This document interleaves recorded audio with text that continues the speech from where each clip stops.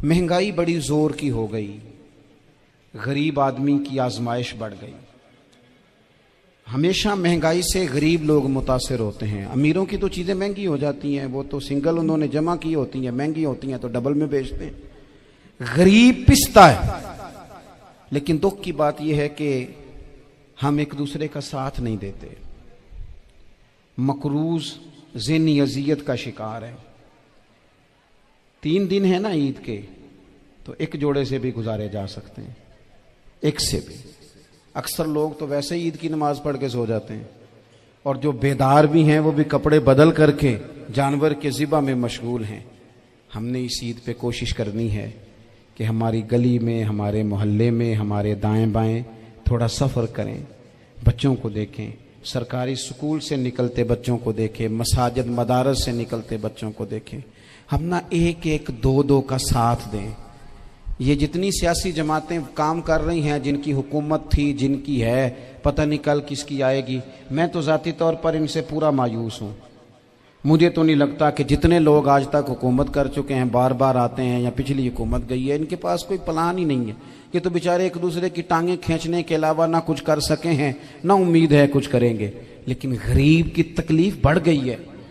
मेरे पास 20 लोग आते हैं, आते तो वो दुआ का कहने हैं, आते तो सिर्फ ये बताने हैं कि इस मुश्किल में हूँ, दुआ करना। लेकिन दोस्तों, लोगों की बातें सुन के बड़ी तकलीफ होती है। हम क्या किसी की मदद कर सकते हैं? हमारे लिए तो मदारस चलाने मुश्किल हैं, लेकिन लोग अजियत का शिकार हैं। ज़हनी कर्ब के नीचे लोग आ गए, इतनी बड़ी अजियतें खड़ी कर दी गई हैं। थोड़ा थोड़ा देखो, 2 का खाना 3 भी तो खा ही सकते हैं ना, 3 का खाना 4 भी तो खा ही सकते हैं ना। मेरे महबूब ने हमें ये नहीं कहा था ज्यादा गोश्त पकाना, बल्कि रसूल पाक ने तो रंग ही बड़ा सादा दिया है।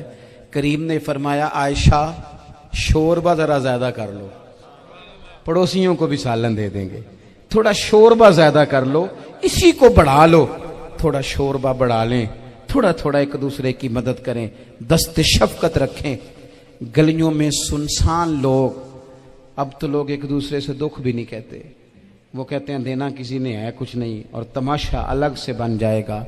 दोस्तों, हमने खुद एक दूसरे का हाथ बटाना है। जो लोग साहिब सरबत हैं, देखो एक ही बाप की औलाद होती है, एक को अल्लाह बड़ा नवाज देता है, 2-3 कमजोर रह जाते हैं। उसको चाहिए वो दूसरों पे दस्ते शफकत रखे। एक गली में सारे लोग एक ही कबीले के, एक ही इलाके के, एक आगे निकल गया है, उसे चाहिए वो दूसरों का ख्याल करे। अजीज भाइयों, हमने इस कमर तोड़ महंगाई के दौर में, मैंने जुमे में अमीर लोगों से कहा था कि कुर्बानियां करनी तो है ही, तो तुम तो सारा साल गोश्त खाते हो। क्या आपको बताऊं कि हम उस वतन में रहते हैं जहां फ्रिज और फ्रीजर बड़ी से पहले ज्यादा बिकते हैं। फ्रिज नहीं ले आओ, बड़ी ले आओ, चूंकि गोश्त सेव करना है, सारा साल भी तो मिलता है ना अमीरों। मैंने तो कहा था उस गांव में ले जाओ जहां कुर्बानी कोई नहीं कर रहा, ज़िबाई वहां जाके कर लो। थोड़ी सी गुंजाइश बनाएं अपने दिलों में। नबी पाक सल्लल्लाहु अलैहि वसल्लम ने फरमाया, रात की एक घड़ी भर दीन सीख लेना सारी रात नफल पढ़ने से बेहतर है। अब हमें समझना चाहिए कि किताब पढ़ के भी बंदा रब रसूल तक पहुंच सकता है। किताब व सुन्नत रास्ता आसान करते हैं, लेकिन हमारे यहाँ क्या मिजाज दिया गया है, बाबा जी के पास चलो, जरूर जाएं बाबा जी अगर नेक हैं तो, मना कोई नहीं कर रहा। लेकिन जो सोच हमें हुजूर ने दी है, हमने उसी की सोच के मुताबिक अपने मामलात को तरतीब देना है ना। अब एक बात मैंने आपसे पूछी और आपने कहा कौम सारी बाबा जी की तरफ जाएगी। हदीस पाक किस तरह है? अल्लाह के महबूब मस्जिद शरीफ में तशरीफ लाए, दोनों जानिब लोगों के हलके बने हुए हैं, लोग बैठे हुए हैं। एक हलके में लोग अल्लाह की याद कर रहे हैं, जिक्र हो रहा है। एक हलके में बैठ के एक आलिम किताब व सुन्नत का दर्स दे रहे हैं, एक सिहाबी और बाकी सुन रहे हैं। खास तवज्जो करें नौजवान मेरी बात पर। रसूल करीम सल्लल्लाहु अलैहि वसल्लम दोनों के बीच खड़े हो गए और करीम ने फरमाया, दोनों महफिलें खैर की हैं, दोनों ही हलके खैर के हैं। और फिर हुजूर फरमाने लगे, मुझे चूंकि रब ने उस्ताद बना के भेजा है, मैं चूंकि मुअल्लिम बन के आया हूं, यतलु अलैकुम आयातिना व युज़क्कीकुम, मैं चूंकि किताब व सुन्नत की तालीम के लिए आया हूं। ये लफ्ज कहते कहते हुजूर उस जमात में बैठ गए जो दीन पढ़ और पढ़ा रही थी। हुजूर वहां बैठे जहां बात दीन की हो रही। جہاں لوگوں کو اللہ رسول کی بات بتائی جا رہی، تو جمعے میں وقت پہ آئیں، اپنی دینی معلومات مضبوط کریں اور اپنے لیے مضبوط کریں۔ میں آپ کو بڑے درد سے یہ بات عرض کرتا ہوں، اگر دن میں 100 لوگ مسئلہ پوچھتے ہیں نا شریعت کا، تو ان میں 95 لوگ وہ ہوتے ہیں جو طلاق کا مسئلہ پوچھتے ہیں۔ والد صاحب نے، بیٹی کے والد صاحب نے 2 مہینے پہلے آرڈر دیا ہوتا ہے فرنیچر کا، بیٹے کی شادی ہو تو مہینہ پہلے شیروانی والے کو بھی کہنا پڑتا ہے، گاڑیاں بک کرانی پڑتی ہیں، میرج ہال بک، یہ سارے لوازمات ہم کرتے ہیں، سارا کچھ کیا۔ گاڑی سے گھر بسنا ہے، میرج ہال سے بسنا ہے، فرنیچر سے بسنا ہے، ہم نے سارا کچھ ان کو بتایا، لیکن کاش 2 گھنٹے بچی کسی معلمہ کے پاس جاتی، بچہ کسی استاد کے پاس جاتا، نکاح طلاق کے مسئلے بھی سیکھتے۔ میں دعوے سے کہتا ہوں اگر ہمیں پتہ چل جائے کہ 3 طلاقیں اکٹھی نہیں دینی چاہیے، کیونکہ دے دیں تو ہو جاتی ہیں، اگر ہمیں سمجھ آ جائے کہ نہیں دینی چاہیے، یہ مسئلہ بیان ہو، اور یہ والے مسئلے ہم محفلوں میں بھی نہیں بیان کر سکتے، اس لیے کہ لوگ کہیں گے مسئلہ تو وہ بیان کریں جس پہ نعرے لگیں گے، آپ قوم کو یہ کیا بتا رہے ہیں، یہ تو چھوٹا عالم بتاتا ہے معاذ اللہ اس طرح کی باتیں، تو بڑی بڑی کوئی نقطے کی بات بتائیں۔ وہ جس طرح ہمارے ہاں وہ 1 گھنٹہ پہلے نہیں کہتے تگڑے ہو جو میں جملہ دینے لگا، وہ پتہ نہیں جملہ آ رہا ہے کہ ایٹم بم آ رہا ہے، تیار ہو جاؤ، میرا جملہ ضائع نہ کرنا، ادھر بھاگ کے چلا گیا ادھر بھاگ کے آ جاؤ، اللہ جانے وہ جس طرح کبھی لگتا ہے نا پٹاری سے، اللہ جانے کیا نکلے گا، میں جملہ دینے لگا ہوں۔ تو میں کہتا ہوں تو آرام سے بیٹھ کے بھی جملہ دے دے، تیرے جملے سے کیا نکلے گا، اور تو جملہ نہ دے ہمیں کوئی آیت دے، تو جملہ چھوڑ ہمیں کوئی حدیث پاک سنا۔ یعنی ہر نقیب، ہر خطیب، ہر نعت خواہ اٹھ کے کہتا ہے سارا قرآن ہی حضور کی تعریف ہے۔ اور بھئی اگر سارا قرآن حضور کی تعریف ہے تو چند آیتیں پڑھ دے پھر تو نے پڑھی تو ایک بھی نہیں، اور تو کہتا جا رہا ہے سارا قرآن ہی حضور کی تعریف ہے۔ یہ والی تعریف بھی تو سنانا قوم کو، جو یہ بچے ان کے استاد انہیں سکھا رہے ہیں اور یہ سیکھ رہے ہیں، اس طرف بھی تو سفر کریں۔ تو میرے عزیز، اگر لوگوں کو مسائل کا پتہ چلے تو سینکڑوں گھر بچ جائیں تباہ ہونے سے، بڑے بڑے گھر بچ جائیں، لیکن مسائل نہیں آتے۔ میرے پاس مسئلہ پوچھنے کے لیے کچھ لوگ آ گئے، تو 4-5 سال کا بچہ بھی تھا جس کے والد نے غصے میں اپنی بیوی کو 3 طلاقیں دی تھی، تو چھوٹا سا بچہ، کپڑے بھی پھٹے پرانے، اور حالت بتا رہی تھی کہ غریبی ہے۔ تو جب میں نے مسئلہ بتایا کہ 3 طلاقیں ہو گئی ہیں تو واپس جانے لگے، تو بچہ مجھ سے کہتا ہے، دیہاتی آدمی تو کہنے لگا، مولوی صاحب میری اماں تے نانی کہنی اسن پوچھ کے آئی آپ کہ ہن اسی لہدا ہی رہنا ہے۔ تو اس بچے کی نونہال کی وہ کیفیت دیکھی تو میں رو پڑا۔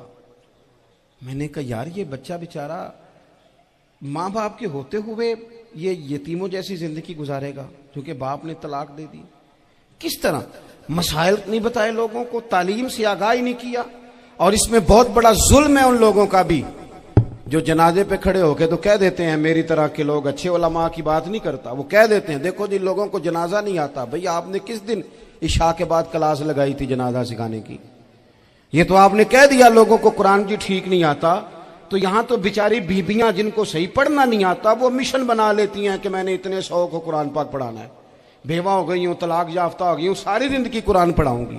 ہم کیوں یہ مشن نہیں بناتے، کیوں اس طرف سفر نہیں کرتے؟ ایک تو دینی معلومات میں، دینی علوم میں اپنے آپ کو لگائیں اور ذوق پیدا کریں کہ جو چیزیں مجھے نہیں آتی میں نے وہ سیکھنی ہے، جو معاملات مجھے نہیں آتے میں نے ان کی طرف سفر کرنا ہے۔ ایک تو اپنا یہ مزاج بنائیں، اور جب آپ دینی علوم سیکھتے ہیں تو پتہ ہے کون سا منظر قائم ہوتا ہے؟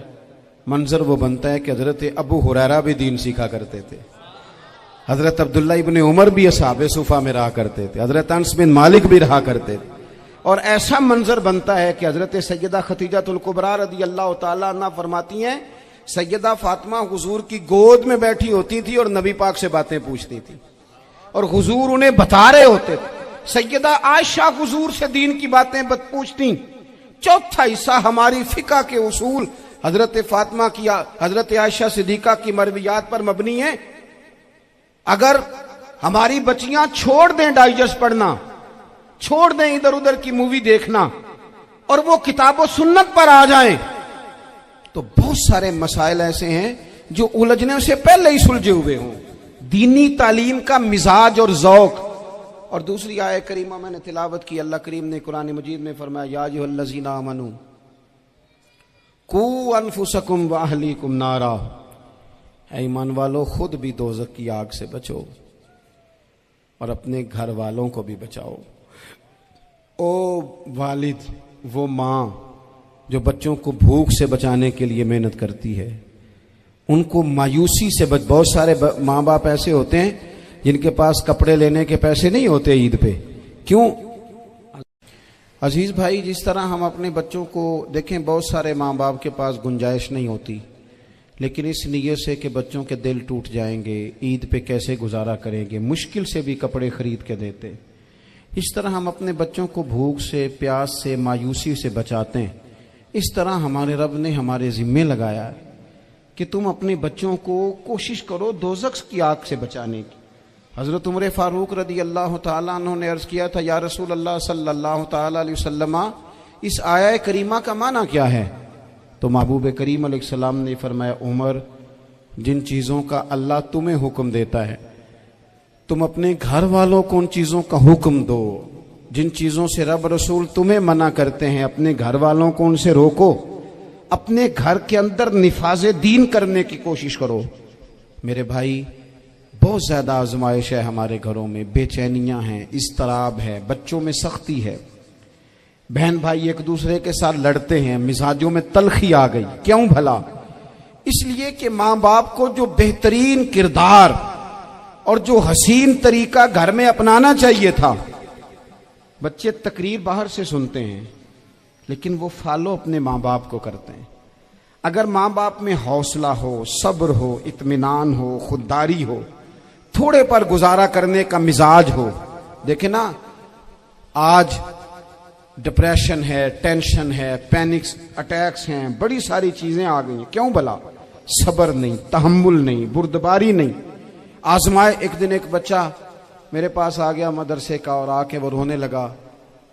میرے گھر والے کہنے لگے کھانا چھوڑ دیں، پہلے اس کی بات سن لے. میں نے کہا پتر کیا ہوا؟ کسی نے مارا ہے کسی استاد نے؟ کہنے لگے نہیں حضرت، گھر فون کیا تھا تو میری اماں اور ابا کی لڑائی ہو رہی ہے. بچہ کانپ رہا ہے، ٹانگیں کانپ رہی ہیں.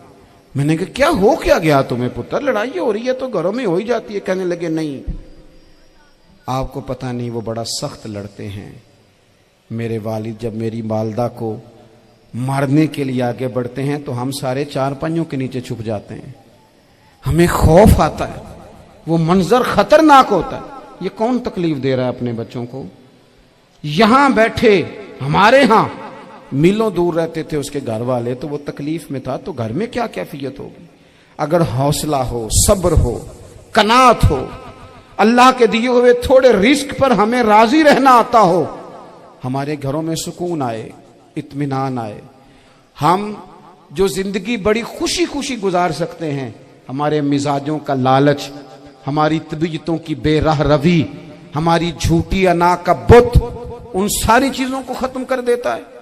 اپنی زندگی کے اندر اگر ہم وہ کردار اپنے بچوں کو دیں، جس کردار میں موبائل بھی ہو، جس میں گاڑی بھی ہو، جس میں پیسے بھی لا کے ابا دراز میں رکھتا ہو، لیکن والد کا گھر میں مصلی بھی موجود ہو، اس کی کوئی تسبیح بھی ہو، وہ یہ بھی کہتا ہو کہ خدا نے اپنے فضل سے آج 5,000 دیا ہے تو اس میں 1,000 غریبوں کا بھی ہے، اس میں تھوڑا سا میں نے اللہ کی رضا کے لیے بھی رکھا ہے. اگر کوئی مشکل آ جائے تو وہ باپ اور ماں کو صبر کرتا ہوا دیکھتے ہوں. اگر ایک باپ کر بات کرے تو دوسرا برداشت کرتا ہو. خدا را اپنی اولادوں کو اس اذیت کا شکار نہ کرو. اپنے گھروں کے اندر وہ خودداری، وہ پیار، وہ وقار، وہ محبت، وہ انداز. آپ تھکے ہوئے ہیں، کوئی شک نہیں. آپ بہت سارے مسائل کا باہر شکار ہوں گے، کوئی شک نہیں. لیکن آپ باہر سے تھک کے آئے ہیں، اور اگر آپ باہر اپنی فیکٹری کے مالک ہیں اور دفتر کے بڑے ہیں تو گھر میں بھی تو آپ بڑے ہیں نا. آپ کی ماں بھی تو انتظار کر رہی ہے، اس نے بھی تو دکھڑا سنانا ہے نا آپ کو.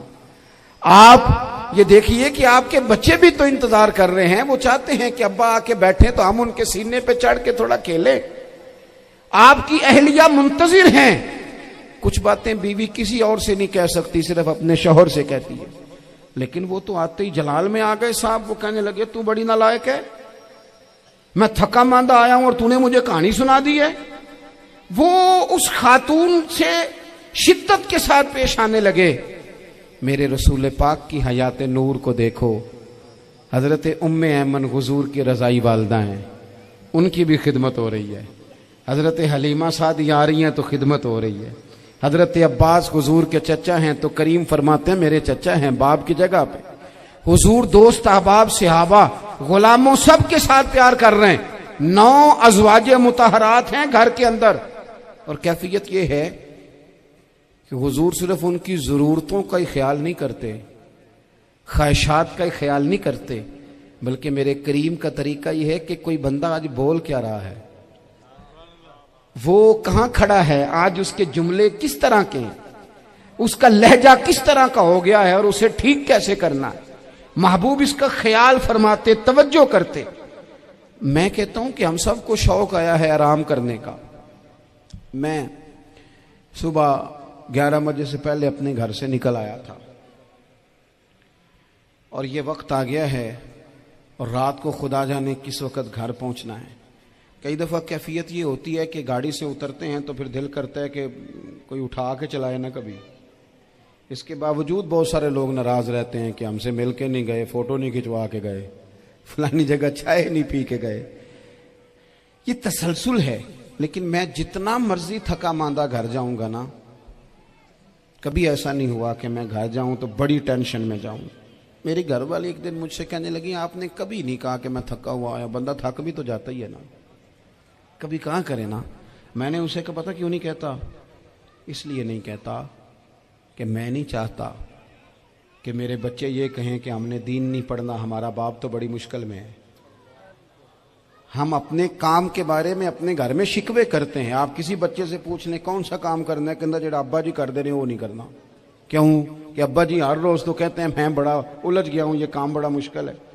میں چاہتا ہوں کہ میں اپنے بچوں کو یہ بتاؤں کہ پتر میں تو جدھر جاتا ہوں پھول ہی پھول ہیں، میں تو جدھر سے گزرتا ہوں محبت ہی محبت ہے، میں تو جدھر سے دیکھتا ہوں دعائیں ہی ملتی ہیں، تاکہ ان کا شوق پیدا ہو۔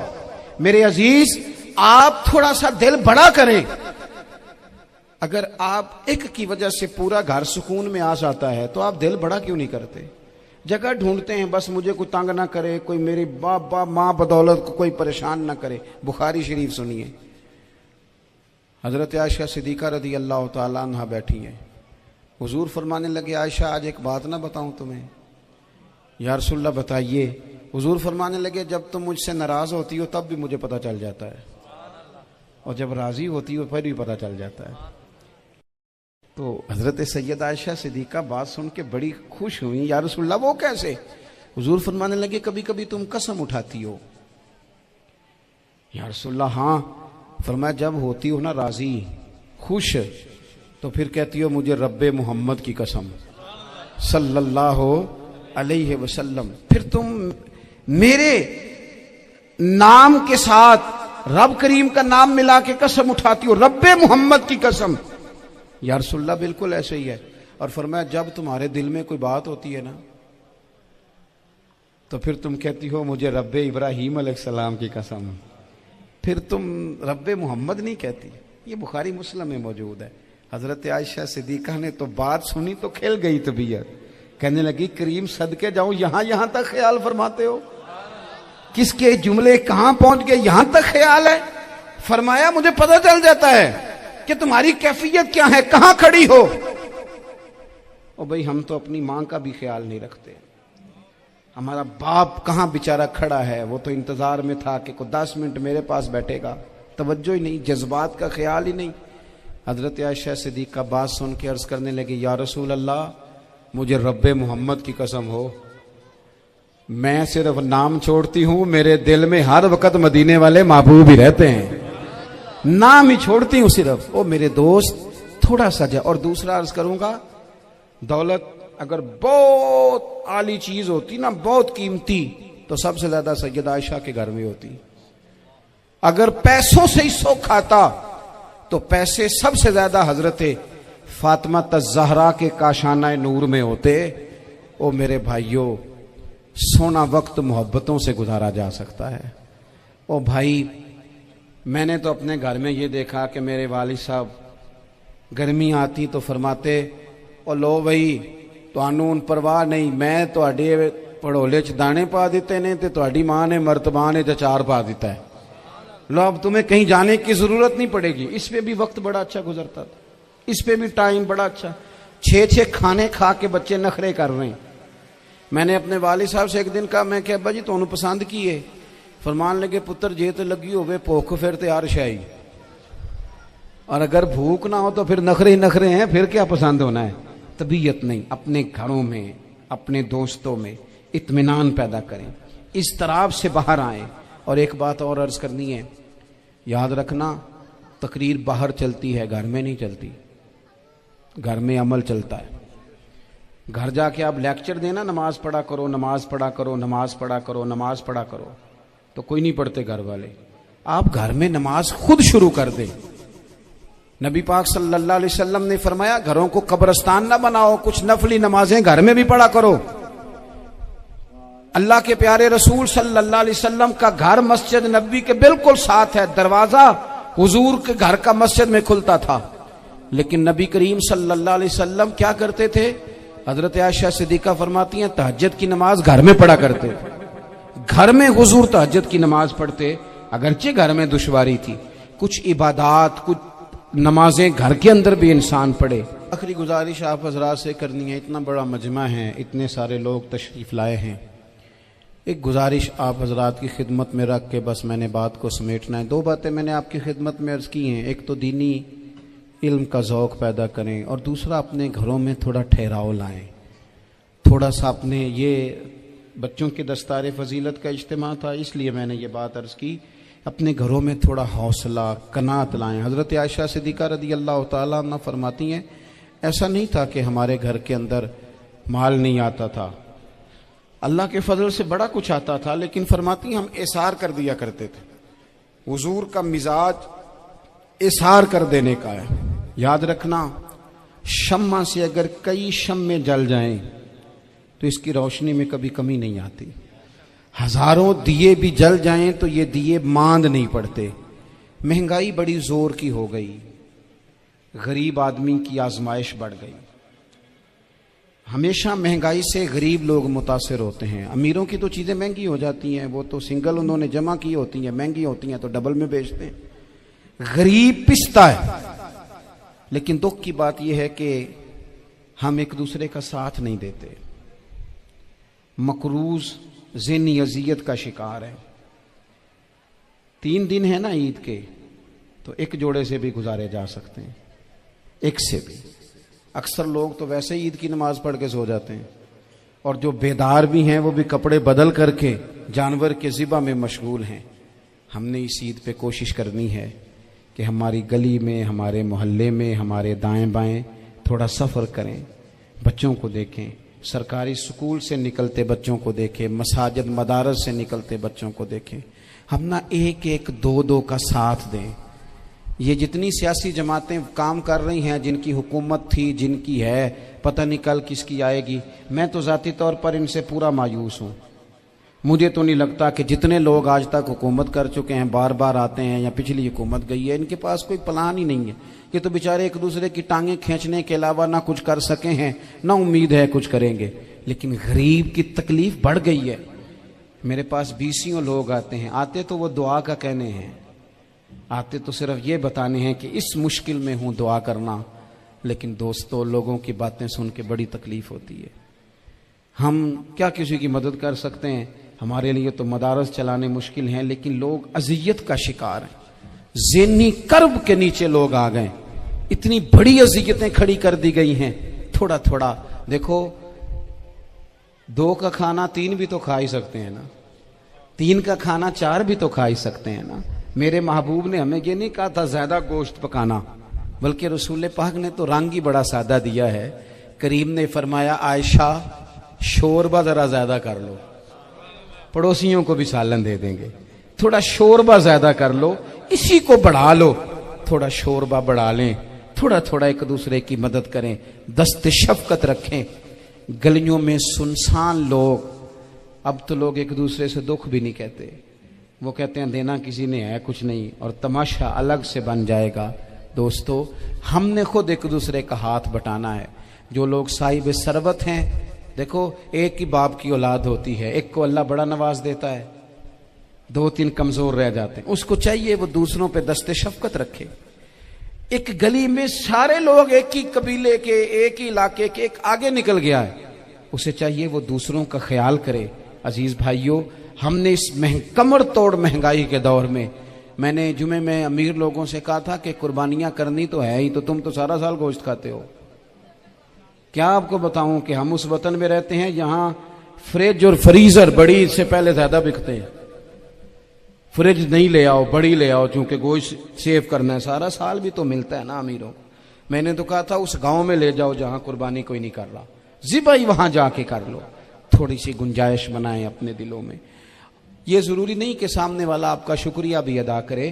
حضرت عائشہ صدیقہ رضی اللہ تعالی عنہا، اماں جی ایک کنیز رکھی ہوئی تھی، حضرت عثمان غنی نے دی تھی کہ آپ کی خدمت کریں گی، تو وہ کنیز کہتی ہے کہ اماں جی تو میری بھی روٹیاں پکا دیتی تھی، وہ تو میرے لیے بھی کھانے کا اہتمام کر دیتی تھی، لیکن کوئی دروازے پہ اگر مانگنے آتا تو حضرت عائشہ صدیقہ مجھے کہتی اسے خیرات دے آؤ، تو میں کہتی اماں جی یہ کام تو لوگ دوڑ کے کرتے ہیں اور آپ یہ مجھے کہہ رہی ہے میں کر دوں؟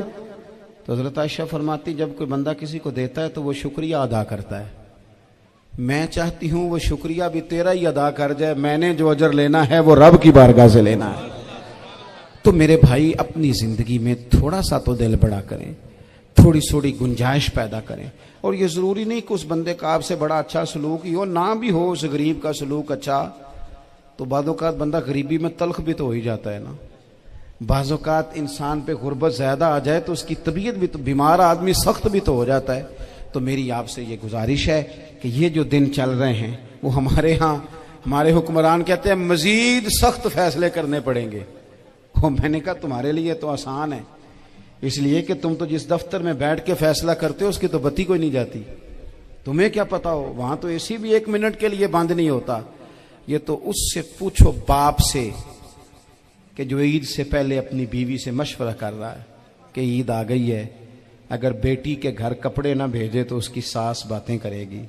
یہ چھوٹی عید گزری تھی نا، تو ہمارے ہاں کچھ لوگ سمجھتے ہیں کہ سخاوت صرف رمضان میں ہی کرنی ہے، اور رمضان میں ثواب زیادہ ہے، ورنہ راشن ونڈن والے لوگ کو عیدوں بعد بھی بھوک لگ دیجئے، عید کے بعد بھی اسی طرح ہی غریب کے ساتھ پیٹ ہوتا ہے، لیکن توجہ نہیں۔ ایک تو ذوق علم پیدا کریں، ایک اپنے گھر میں اطمینان کا ماحول لائیں۔ تیسری گزارش یہ ہے کہ مہنگائی اور سختی کے اس دور میں اپنے مسلمان بھائیوں کا، عزیزوں کا، اہل محلہ کا ہاتھ بٹائیں، پیار کریں۔ اللہ کے حضور دعا ہے اللہ ہماری اس حاضری کو قبولیت کا شرف عطا کرے۔ آخر دعوانا ان الحمدللہ۔